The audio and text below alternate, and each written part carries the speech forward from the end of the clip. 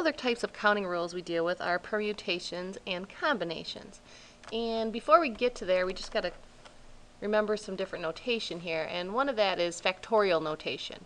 And that factorial notation is when you see like n to the, or a number, exclamation point.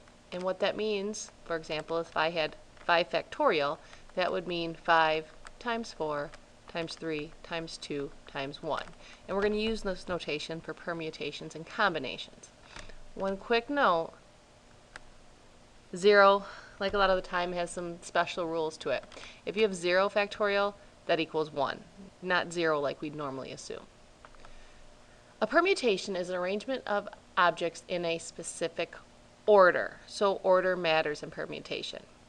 Suppose this business owner has a choice of 5 locations in which to establish her business. She decides to rank each location according to certain criteria, such as the price and parking facilities. How many different ways can she rank the 5 locations? So we're dealing with 5 different locations here. For number 1, I shouldn't say number 1. Well, yes, I could. The first one that for the first spot here, we have 5 different locations that could reside in that spot. But then for the second ranking, 1's already been taken here, so now we only have 4.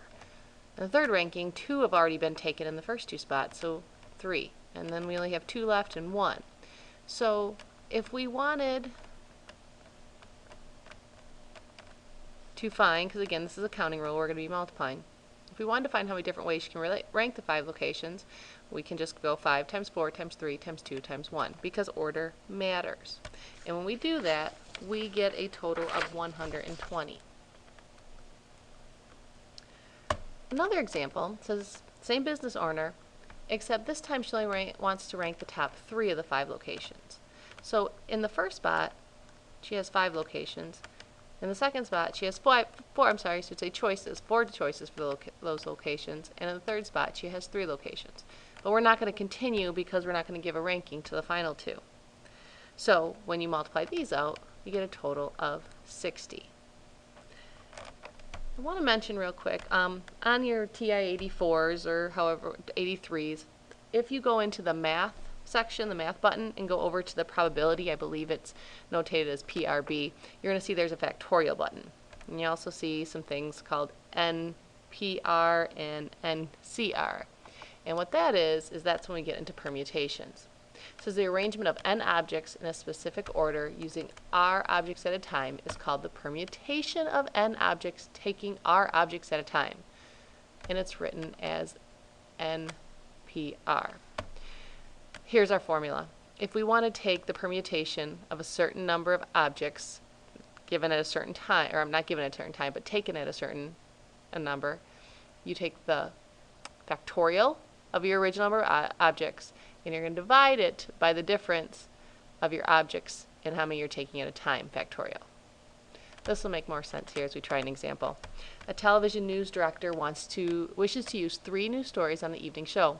1 story will be the lead, 1 will be the second, and the last will be a closing story. The director has a total of 8 stories to choose from. How many possible ways can the program be set up? Because order matters, you have 1 being shown first, then second and third. We're going to have 8 total. Order matters, so it's a permutation. And we're going to take it 3 at a time. We're going to take 3 of those 8 stories. So we're using our formula. We're going to take 8 factorial over 8 minus 3 factorial.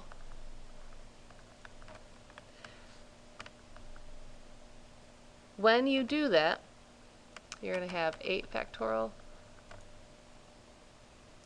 and then 5 factorial. And if you were to go 8 times 7 times 6 times 5 times 4 times 3 times 2 times 1 and divide out 5 times 4 times 3 times 2 times 1, or, and I do realize most of us will probably just use our calculators for this, but I want to show you. If I write it out like this, notice my 5 factorials cancel out and I just have to go 8 times 7 times 6. Anyway, we have 336 possible ways for the program to be set up. One more example. A school musical director can select 2 musical plays to present next year. One will be presented in the fall, and one will be presented in the spring. She has 9 to pick from. How many different possibilities there are? Well, order matters. So it's a permutation. We have 9 choices, taken 2 at a time. So we are going to take 9 factorial over 9 minus 2 factorial, which ends up being 9 factorial over 7 factorial, which equals 72. So there are 72 different possibilities there are. With permutations, the important thing to remember is that order matters. It's like rankings. Ranking 5, 4, 3, 2, 1 is going to be different than if you just wanted a group of 5 people and it didn't matter the order that you pick them in. And that's what we're going to talk about when we do combinations.